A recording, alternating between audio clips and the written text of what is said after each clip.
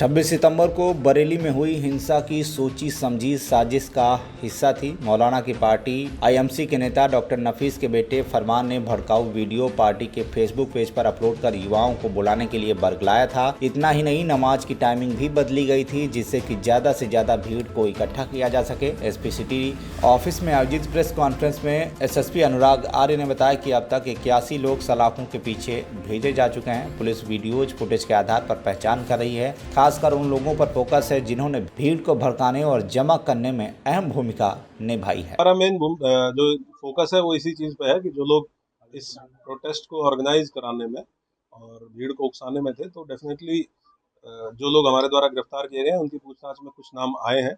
उन नामों को हम during the course of investigation verify करेंगे, तस्दीक करेंगे और अगर कंफर्म होता है तो गिरफ्तारी सुनिश्चित। क्या एनएसए की कार्रवाई करेंगे? अभी तो हमारी इन्वेस्टिगेशन चल रही है और एनएसए की कार्रवाई परिस्थितियों को देखते हुए तत्कालीन समय जनपद में जो परिस्थितियां होती हैं उनको देखते हुए की जाती है। अभी हम लोग इस पॉइंट पे इन्वेस्टिगेट कर रहे हैं कि ये घटना किस प्रकार से हुई, किसके द्वारा की गई। क्या इन आरोपियों की संपत्ति चिन्हीकरण हो रही है सर?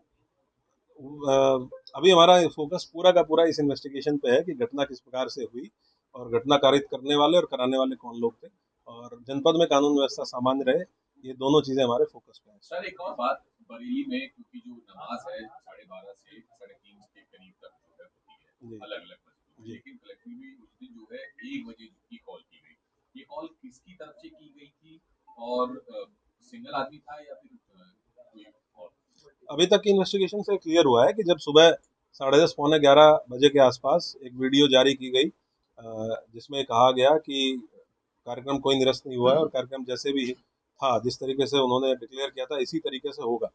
उसके बाद जो आईएमसी के पदाधिकारी हैं उनके द्वारा ये मैसेज कन्वे कराया गया कि सभी लोग सभी जगह जो जुमे की नमाज होगी वो 1 बजे होगी और उसके बाद लोग नमाज पढ़ने के बाद नौमेला मस्जिद, जहाँ पे पहले ज्ञापन का कार्यक्रम था, अपील में लिखा गया था कि ज्ञापन दिया जाएगा, वहाँ एकत्र होंगे और उसके बाद इस्लामिया कूच करेंगे। तो ये उस वीडियो जारी होने के बाद सुबह 10:30 पौने 11 बजे से लेके और 1 बजे के बीच में इस मैसेज को कन्वे किया गया कि जो जुमे की नमाज होगी वो 1 बजे होगी, क्योंकि नॉर्मली यहाँ नमाज आपने सही कहा कि वो लगभग 12:30 से और पौने 4 बजे तक के आसपास तक होती है, लेकिन उसकी टाइमिंग चेंज किया जाना उन 2-3 घंटों में और 1 बजे डिक्लेयर किया जाना, उससे ये क्लियर है कि वो सोची समझी साजिश के तहत ऐसा किया गया ताकि मैक्सिमम भीड़ इस्लामिया ग्राउंड की तरफ पहुंच सके। सर, तो अभी ने क्या बताया कि वहाँ पर अगर इस्लामिक ग्राउंड पहुंच जाती पूरी भीड़ तो क्या करने वाले थे? हम लोगों का जो इंटेलिजेंस का इनपुट था और हम लोगों के जो बीट आरक्षी थे जिनको बीट में भेजा गया था उनके द्वारा जो आशंकाएं जाहिर की गई थी उसी के आधार पर हमने इस कार्यक्रम के लिए उनको मना किया था। तो हम लोगों को जानकारी थी कि ये प्रोटेस्ट वायलेंट हो सकता है और उसमें ऐसे तत्व शामिल हो सकते हैं जो प्रोटेस्ट को वायलेंट कर सकते हैं। क्या नफीस ने बताया ये पूछताछ में इनके क्या इरादे थे?